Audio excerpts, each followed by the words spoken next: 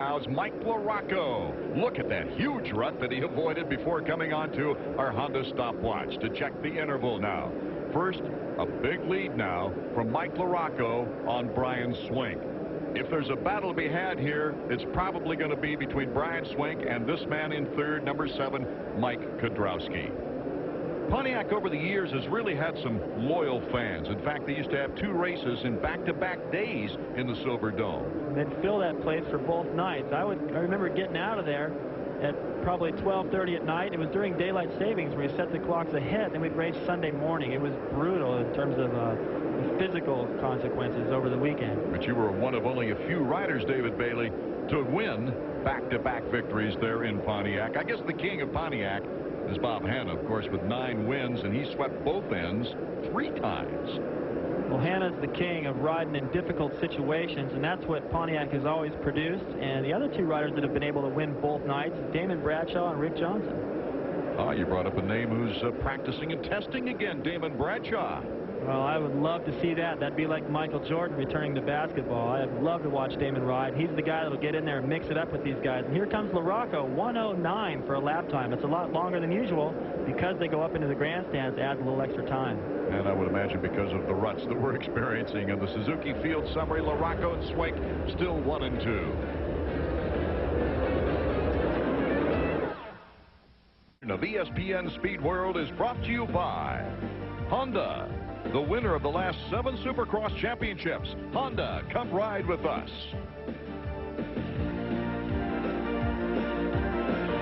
And by Suzuki. We've got the ride you've been waiting for and the financing to get it. Final laps now here at the Silver Dome for the 250 championship.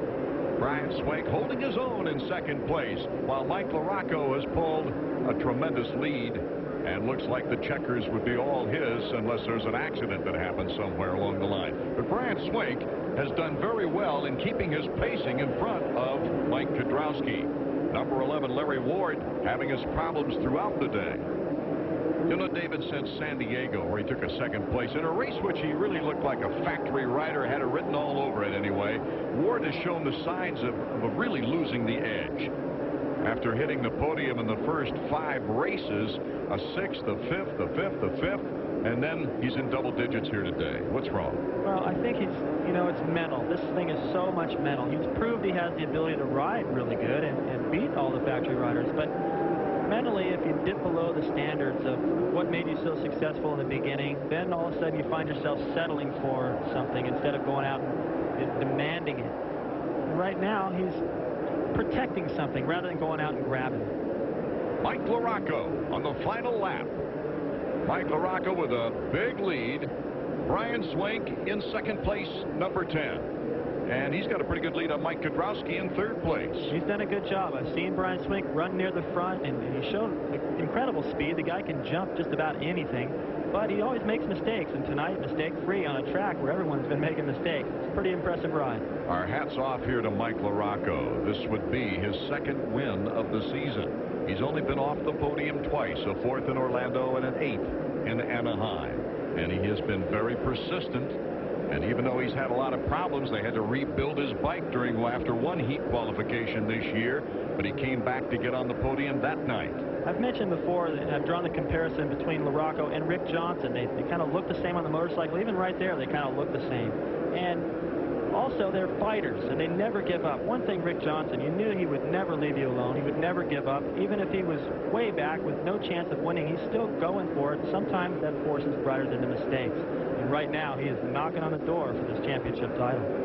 Mike LaRocco, as he approaches the checkered flag, will cut into Jeremy's point lead considerably here tonight in the Silver Dome.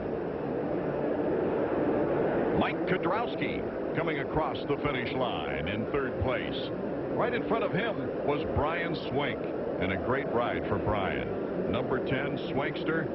It's his first podium since Seattle of 1993, and coming off that big crash during qualifying, picked himself up, got bruised, got the bike back together, and took a 2nd place. 5 more races on the season, and that is time for Mike LaRocco to sneak into that championship picture. You bet. I don't want to predict anything, but I definitely think that McGrath has got to be nervous and threatened by Mike LaRocco. When McGrath has a bad night, he finishes way back, and that's good news for Mike. Our official results: LaRocco, Swink, Kedrowski, Craig in 4th, McGrath taking a 5th place, Dowd finishing up 6th. A fine run for him. Doug